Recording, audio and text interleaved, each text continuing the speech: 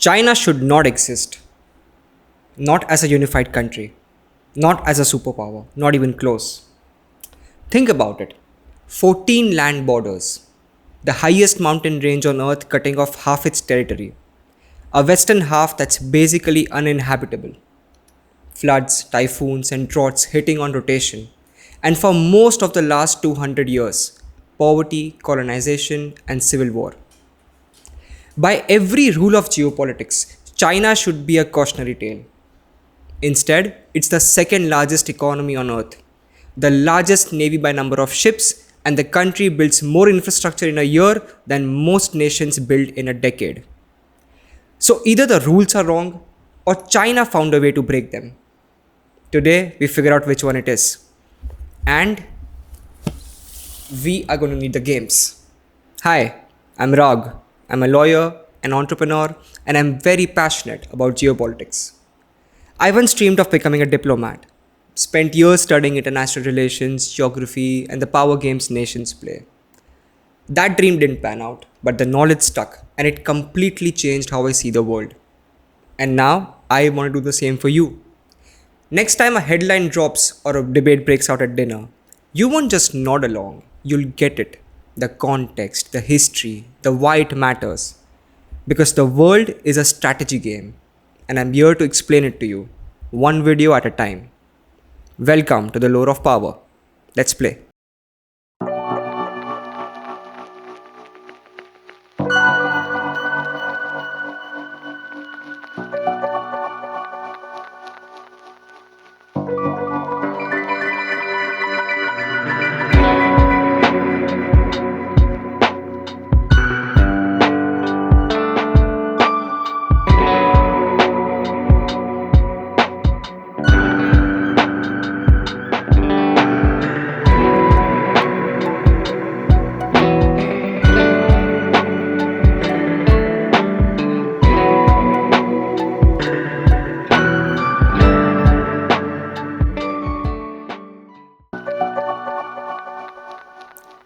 Let's start with the problem. Because China's geographic situation on paper is a risk player's worst nightmare. 6 land borders on the risk board and 14 land borders in real life. 14. America has 2 and we spent an entire video talking about how that was a cheat code. China has Russia to the north, India to the southwest, Vietnam, Laos, Myanmar to the south, Kazakhstan, Kyrgyzstan, Tajikistan to the west, Pakistan, Afghanistan, Bhutan, Nepal along the Himalayas, Mongolia in the middle, and North Korea and its chaos to the northeast. In Risk, this is the player everyone at the table feels sorry for. You spend every turn plugging holes. Someone's always threatening you from somewhere. You can never really commit to expanding because you're always looking over your shoulder. And it gets worse. 3 of those neighbors, Russia, India, and the United States, via its Pacific presence, are nuclear powers with the capability and in some cases the motivation to contain China's growth. That is not a comfortable neighborhood. So how does China manage this? China doesn't try to win all 14 borders. It tries to make most of them irrelevant. Look at the western borders, Kazakhstan, Kyrgyzstan, Tajikistan. These are relatively small, economically weak countries. So China neutralizes them. Not with armies, but with money. Roads, railways, loans, investment. The Belt and Road Initiative isn't just infrastructure. It's China buying buffer zones with cash instead of blood. The Himalayas handle India naturally. Those mountains are so extreme that a large-scale land invasion between India and China is almost physically impossible. Both sides know this. That leaves Russia to the north and Pacific to the east as China's 2 real strategic concerns. And both of those problems, geography alone cannot solve. That's the tension at the heart of China's rise. And we'll come back to it. Let's talk about the economic miracle. Because this is where China's story gets genuinely extraordinary. In Monopoly, there's always that one player who somehow acquires properties all over the board, builds houses faster than anyone else, and before you've even noticed, they own everything. That's China between 1980 and today. Here's the number that puts it in perspective. In 1980, China's economy was roughly the size of a mid sized European economy. Today, it is the second largest on earth, with 1.4 billion people, and it's closing the gap on America faster than any country in the world. How does that happen? Three things, and all three connect back to geography. First, the coastline. China's eastern coast is one of the great natural advantages in the world. Shanghai, Shenzhen, Guangzhou, Tianjin. These aren't just cities, they are some of the busiest ports on the planet, all strung along a coastline that faces directly onto the most important trade routes in Asia. In monopoly terms, China owns the properties right next to Go. Every single ship carrying goods between Asia and the rest of the world passes through China's backyard. When China opened its economy in the 1980s, it didn't have to build access to global trade. It already had it, geographically baked in. It just had to open the door. Second, the rivers. In the last video, we talked about how America's Mississippi system was its secret weapon. China has an equivalent, the Yangtze River, 6,300 kilometers long, navigable deep into the interior of the country, connecting the industrial coast all the way to the resource rich interior provinces. The Three Gorges Dam sits on it, generating more electricity than any power station on earth. And then the Pearl River Delta in the south, which created Shenzhen and Guangzhou, the manufacturing engine of the modern world. China didn't build its economy from scratch. It built it along its rivers exactly the way every great civilization in history has. And third, the population density in the right place. Here's the underrated one. China's western half, Tibet, Xinjiang, Inner Mongolia, is essentially empty. Deserts, mountains, high altitude plateau, barely livable at scale. But China's eastern half is dense, flat, fertile, and very well connected. The Yangtze River Valley, the Yellow River Basin, the Pearl River Delta, these regions contain some of the most productive agricultural land on earth and have supported enormous populations for thousands of years. What that means in practice is that China's productive population is already clustered exactly where the ports and the rivers are. You don't have to move people to the economy. The people and the economy are already in the same place. In monopoly terms, China started the game with its hotels already on the high traffic squares, and everyone else is still buying properties. But here's the thing that geography alone doesn't explain. Because plenty of countries have coastlines, plenty have rivers, plenty have dense populations in the right places. So, why did it work for China? If I had to answer in one word, it would be sequencing. Sequencing means doing things in the right order. Not just doing the right things, but doing them at the right time, so that each step builds a foundation for the next one. Think of it like building in Monopoly. You don't put hotels on the boards before you own the property. You don't own the property before you have the money. Every step has to come before the next, or the whole thing collapses. Most developing countries get this order wrong.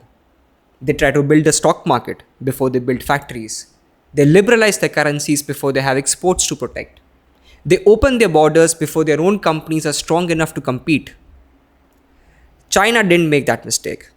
China did everything in the right order, and that matters more than most people realize. In 1978, Deng Xiaoping made one brutal decision. Forget ideology, make money. He opened special economic zones right on that eastern coast we just talked about. He let foreign companies build factories and unleashed 800 million people who were willing to work for almost nothing. The world's companies came rushing in. But cheap labor alone doesn't explain it. What made China different was the state directing everything. In Monopoly, it's like most players just react to the board. But China was playing a different game altogether. It was the banker and the player at the same time. The Communist Party could build a highway through a village overnight, relocate 1 million people for a dam, hold its currency artificially low to make its export cheaper than anyone else's, and protect Chinese companies from foreign competition while they were still learning, still weak, still figuring it out. No democracy can do that at that speed. And that's not a criticism of democracy, it's just a fact about how authoritarian systems can move when they choose to. Then the infrastructure compounded it. Better roads meant faster factories meant more exports meant more money to build more roads. Geography gave China the starting position, sequencing gave it the velocity. Now, here's where the story gets complicated. Because China looks incredible on the monopoly board, but on the Catan board, the resources board, the picture is messier. China has a resource problem that doesn't get talked about enough, and it's one of the biggest vulnerabilities of its entire rise. Let's start with food. China has 20% of the world's population and only 10% of the world's arable land. And a lot of that land has been degraded by decades of intensive farming and industrial pollution. In Catan terms, China is running a settlement that needs more wheat than its hexes can produce. And China knows it. This is why China has been quietly buying farmlands across Africa, South America, and Southeast Asia for the last 2 decades. It's not just investment, it's food security. It's a country that has looked at its own map and realized we cannot feed ourselves from our own territory forever. Now let's talk about energy.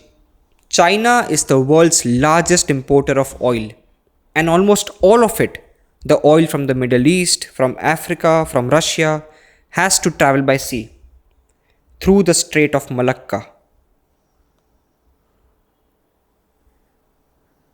The Strait of Malacca is one of the most critical choke points in the world. A narrow strait of water between Malaysia and Indonesia, less than 3 kilometers wide at its narrowest point. Here's how important it is. Roughly 18 million barrels of oil pass through it every single day. That's about a quarter of all of world's traded oil. And a huge portion of it is heading to China. To put that in perspective, if the Strait of Malacca closed tomorrow, China's economy could begin seizing up within weeks. And you know who controls the Strait of Malacca? The US. The United States Navy effectively controls it. Okay, control is a strong word. The US doesn't have a base in the strait itself. What it has is the ability to dominate the strait in any conflict scenario. This distinction matters because in peacetime, the strait is international waters and anyone can use it. But in a crisis, America can effectively shut it down for China. Among several ways, two stand out for me. America has a massive US military base in Diego Garcia, which puts American Navy and Air Force within striking range of the Indian Ocean approach to the strait. And America has a naval logistics facility in Changi Naval Base in Singapore, right at the southern mouth of the strait. This is what Chinese strategists call the Malacca dilemma. And it is a genuine strategic nightmare. Imagine playing Catan where all your ore has to be transported through a single road, and your biggest rival controls that road every single turn. That's China's energy situation. It can build the most powerful economy in Asia. It can manufacture everything the world wants to buy. But the fuel that powers all of it travels through a choke point it doesn't control and cannot easily defend. This is why China has been building ports, pipelines, and military bases in a giant arc from Pakistan to Myanmar to Sri Lanka to Djibouti. The Belt and Road Initiative at its core is China trying to build alternative supply routes so it's never fully dependent on a sea lane it doesn't own. It's a Catan player desperately trying to build roads around an opponent's blockade. Whether it will work is the most important geopolitical question of the next century. Let's talk about the ocean, because this is where America and China's geographic situations could not be more different. In Battleship, the entire game is about controlling the grid, placing your ships where your opponents can't find them, projecting power across the board while protecting your own positions. America plays Battleship from behind a wall. Two massive oceans. Nobody gets to America without crossing them first. China plays Battleship from inside a bathtub. Here's what I mean. Look at China's coastline. It faces what geographers call the first island chain. A string of islands running from Japan through Taiwan, the Philippines, and down to Malaysia. These islands form a natural barrier that essentially boxes China's navy inside the Western Pacific. Japan, Taiwan, the Philippines, South Korea, all of them are American allies. All of them have American military bases, and all of them sit between China and the open ocean. In battleship terms, China's fleet is sitting in a corner of the grid. It can see the open ocean. It just can't easily get there without sailing past someone else's ship. And this is China's most fundamental geographic problem. And it doesn't have an easy solution.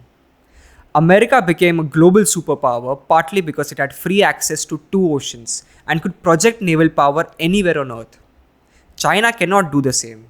Not yet, because geography has essentially put a fence around its navy. Taiwan is the key piece of this puzzle. And it's my opinion that China's obsession with Taiwan isn't primarily about nationalism or ideology or even semiconductor chips. It's about geography. Taiwan sits directly in the middle of the first island chain. If China controlled Taiwan, it would punch a hole in that fence. Its navy could move more freely into the Pacific. It would fundamentally change the strategic picture. That's why Taiwan matters more than most people admit. It's not just about one island, it's about whether China can ever become a true ocean power. Here's something that sounds counterintuitive. Some of China's biggest geographic advantages are also its biggest vulnerabilities. And understanding that tension is what separates people who sort of understand China from people who really understand it. Take the population density we talked about.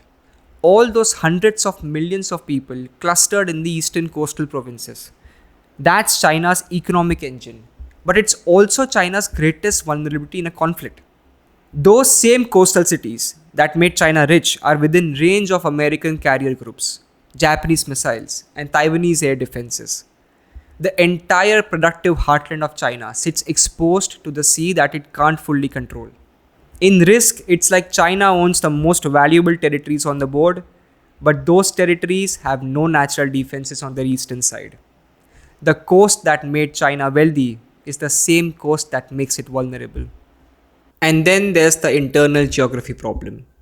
China is enormous, and enormous countries are hard to govern, hard to connect, and hard to hold together when things go wrong. The Uyghur situation in Xinjiang, the tensions in Tibet, the separatist pressures in Inner Mongolia.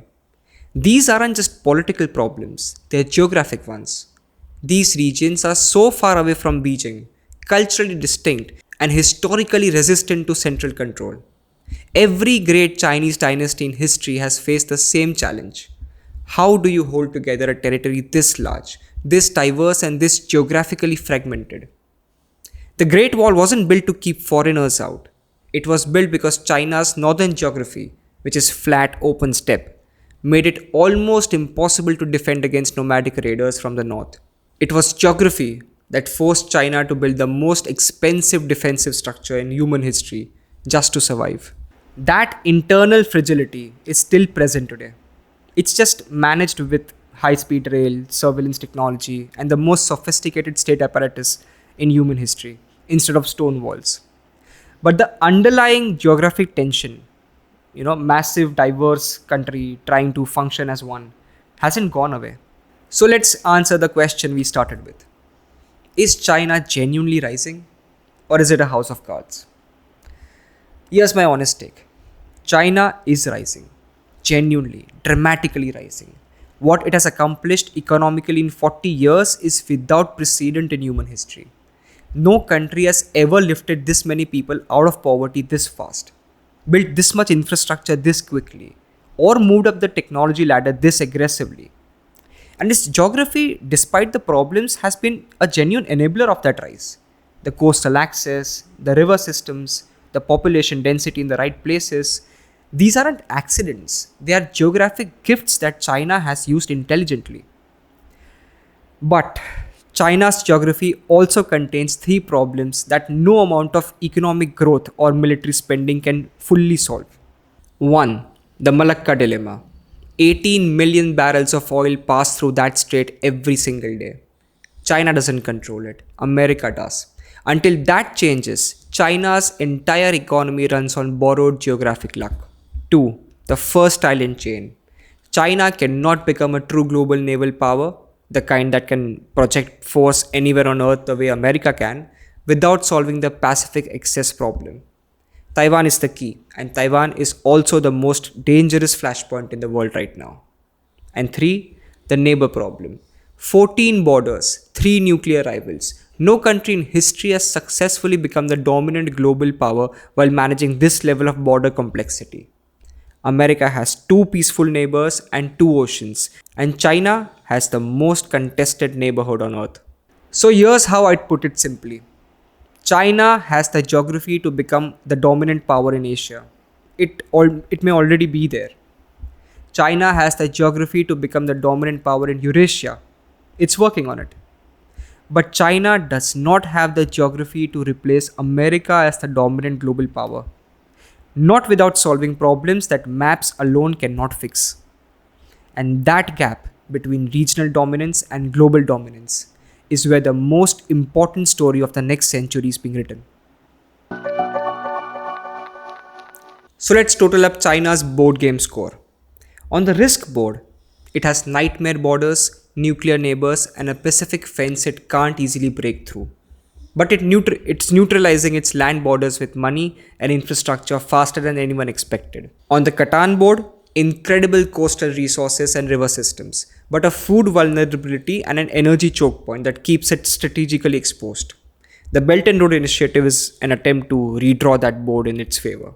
On the battleship board, it's boxed into the Western Pacific by the first island chain, with Taiwan as the single most important square on the entire grid. And on the monopoly board, the most extraordinary economic expansion in human history, built on geography, cheap labor, and sheer scale of ambition.